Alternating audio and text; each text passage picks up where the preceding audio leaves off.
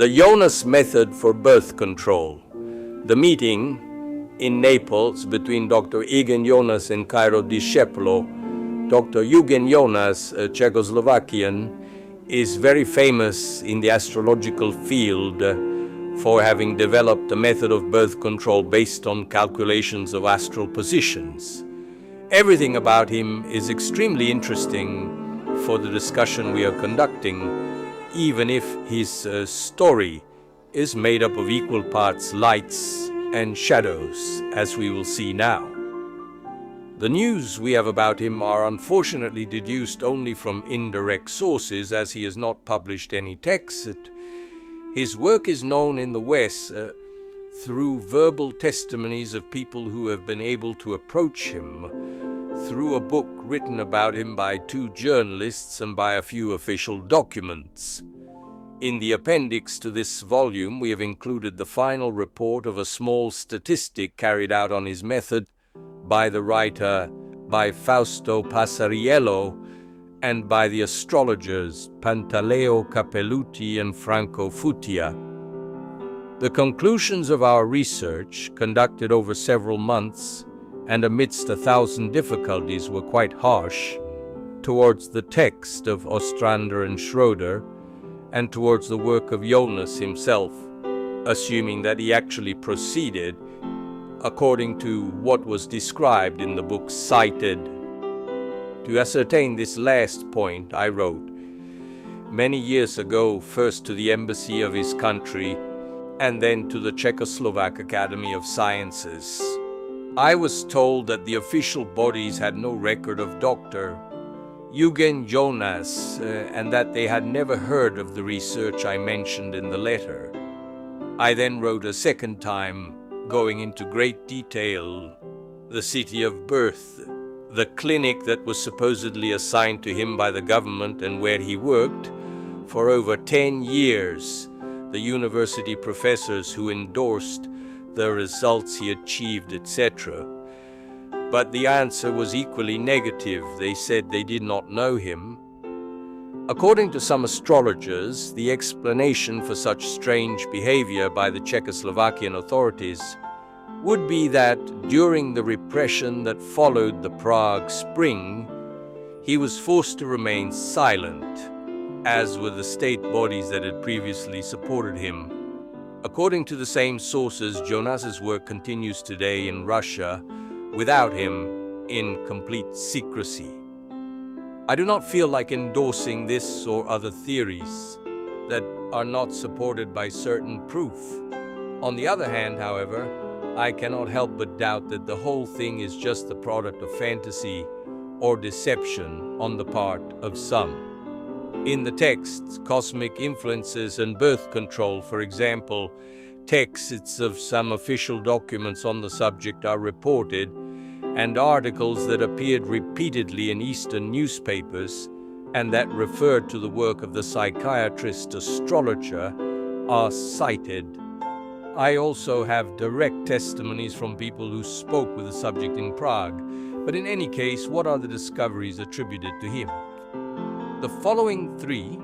1. Every woman has 2 fertile cycles per month, the known cycle of monthly ovulation, plus a second fertile cycle that can be calculated precisely based on the time of the woman's birth. More precisely, it would have been observed that said second period of fertility, called Jonas, occurs every month on the day in which the sun and the moon are at an angular distance perfectly equal to that which they themselves formed at the time of the birth in question. 2. The sex of the child is male if the moon at the time of conception was in a male sign and female in the opposite case. 3. Certain configurations of the celestial bodies of our solar system at the time of conception can determine the vital capacities of the embryo. What particularly interests us for the purposes of our discussion is that, contrary to what the enemies of astrology generally assert, there exist, to a considerable extent, as in this case, elements of potential verification. that are not at all smoky and twisted, but objectively accessible for what they are.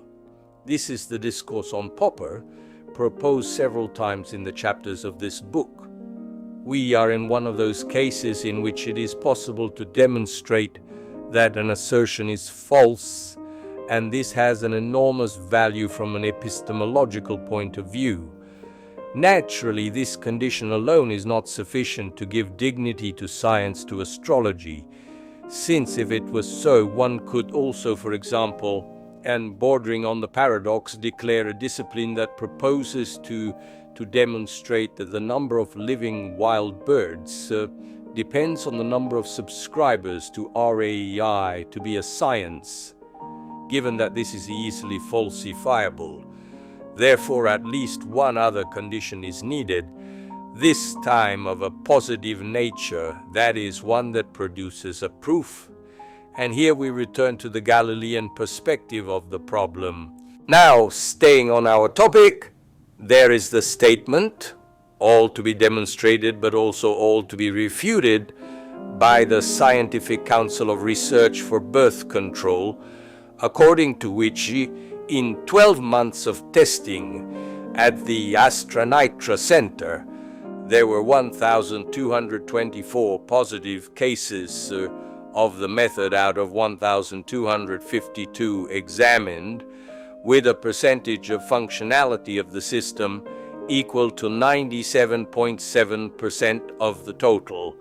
And since we are on the subject, I think it is interesting for the reader to read the story of the meeting in Naples between me and Dr. Eugen Jonas. On October 21st, 1989 at 5:10 p.m., Dr. Eugen Jonas, Czechoslovakian head of psychiatry, came to visit me in my office in Naples, which with this meeting is a candidate to become a small museum, given that it has hosted in different years, in addition to some of the most famous Italian astrologers and men and women of various cultures, also André Barbeau and Michel Gauquelin. Dr. Jonas came to Naples, financed by a generous and open-minded professional from Campania, who intended to arrange a scientific meeting between the subject himself and me in order to clarify some aspects of the method of birth control that is so much talked about and so little known, and that took its name from the good Czechoslovakian researcher. Dr. Eugen Jonas's visit had no other purpose and occurred when the Iron Curtain that surrounded the Eastern countries was still an irreversible reality, but it fell a few days later, editor's note. According to the opinion of almost all reasonable people, the professional who sponsored the operation had to pay, in addition to the travel expenses for the doctor and his pregnant wife, also a ransom fee to the Czechoslovakian authorities, who only issued the visa for abroad many months after receiving the money. The climate of terrible cultural repression to which the Oriental doctor who worked in Nitra, a village about 30 kilometers from Prague, was subjected can be clarified by the fact that shortly before leaving for Italy, our doctor received a summons from the local police and decided to leave immediately to avoid being detained. On the other hand, however, he had to leave his large family, I think 8 or 9 children, hostage. After our meeting, which was very cordial, developed for about 2 hours, and was supported by a Czech reader from the Oriental University Institute of Naples, I attempted to send a package of books and diskettes with programs to Dr. Jonas directly to his home by means of a German international courier, but unfortunately, despite paying an incredible amount, I was forced to have the package sent back because nobody opened the door to the house. In the previous months, I had managed to speak to the subject by phone, but he himself had advised me not to do so because his phone was being tapped, and explained to me that the police often responded by saying it was him. Journalists from various countries who had come to Prague to speak to him had been expelled from the country. For those who do not know Eugen Jonas well, we recommend reading some brief biographical notes that follow, signed by the teacher Mrs. Giovanella Maggini, who in Italy owns the exclusive rights to the birth control method discovered by the Oriental researcher in Potenza Picena, 62016 MC. There is an institute that you can contact for more information.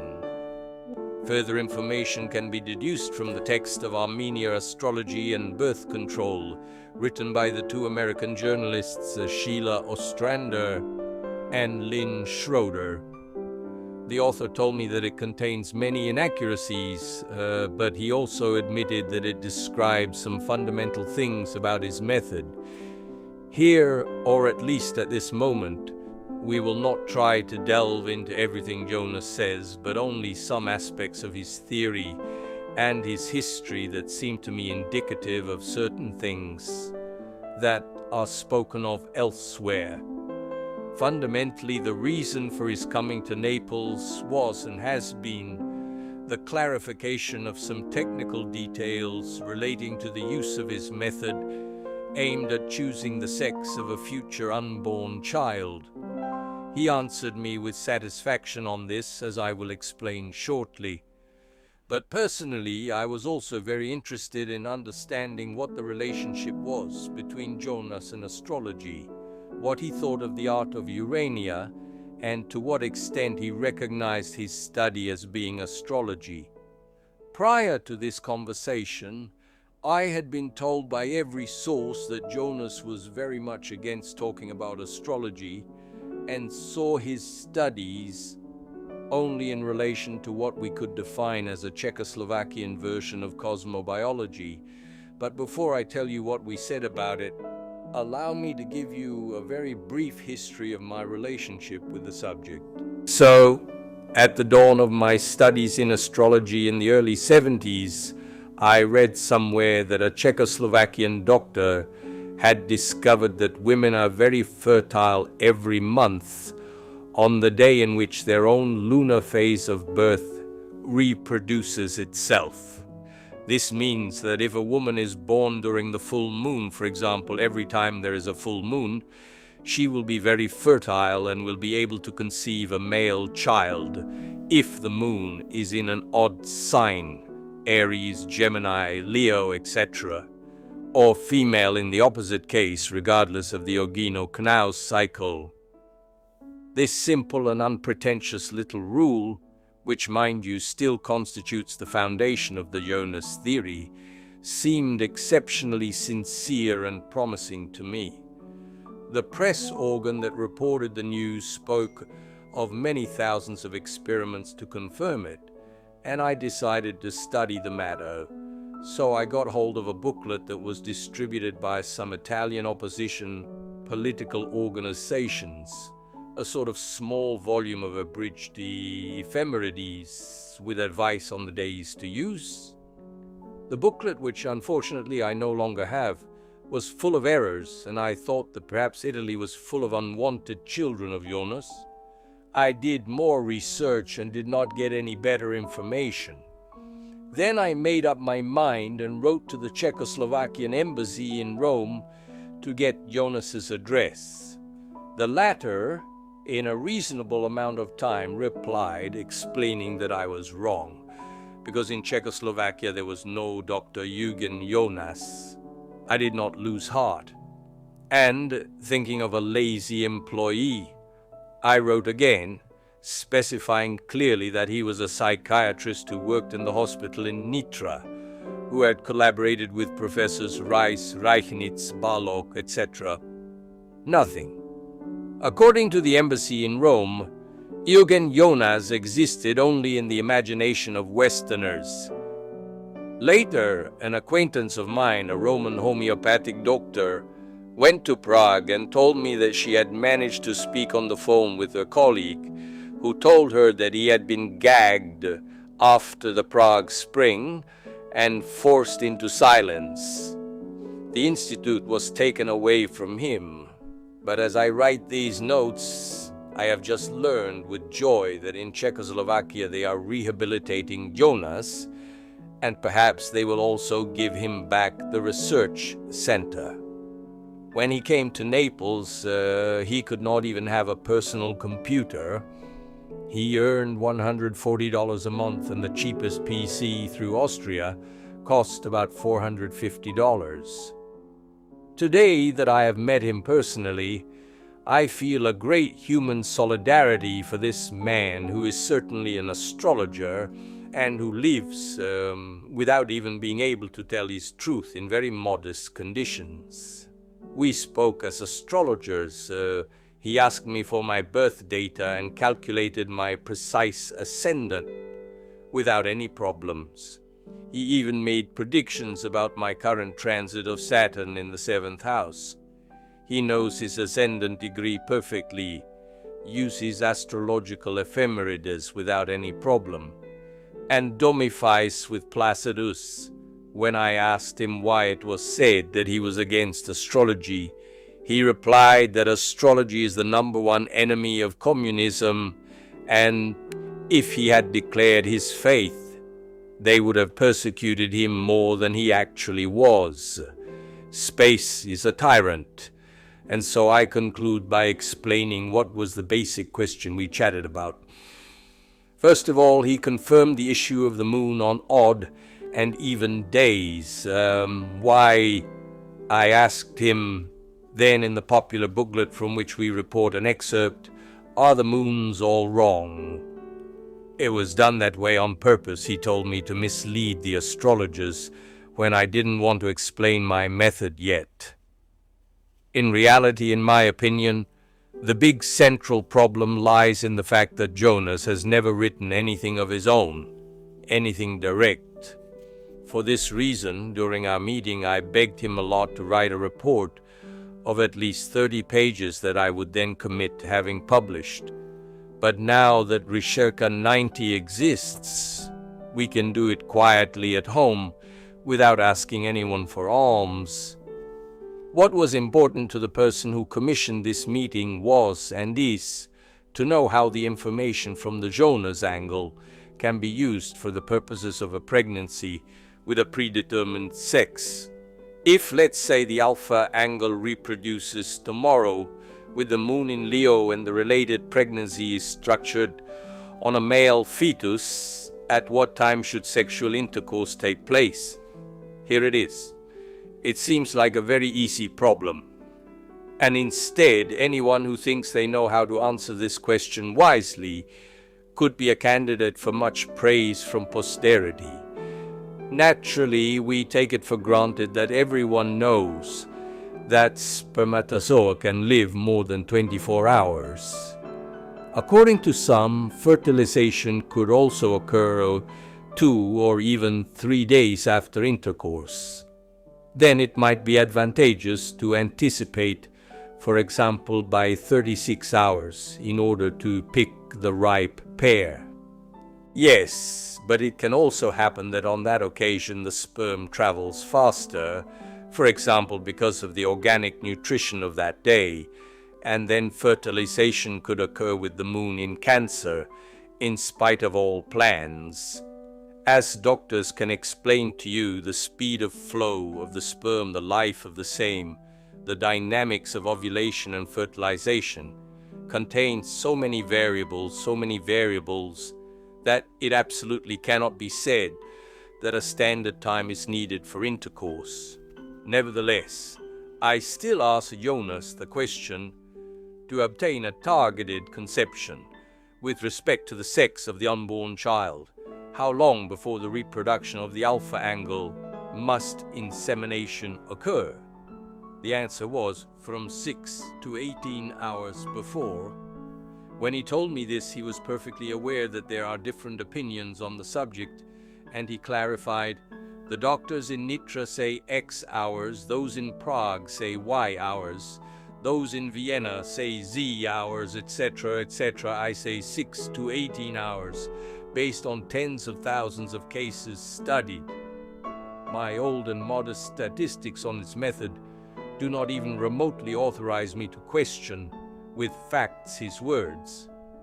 The personal conviction that I have drawn from this story, also by studying his horoscope, is that Professor Eugen Jonas is a profoundly sincere, loyal, honest man. He, leaving my house, told me that he had made great progress in his discoveries, and that today he has the absolute certainty of being able to indicate, after the birth of a first child, what sex all the others will be, in order. I will fight so that he can demonstrate it. Ciro di Schepolo. From the book Man and the Stars, Interview with Astrology, Edizioni Ricerca Ninety, Milan, 2023, 820 pages.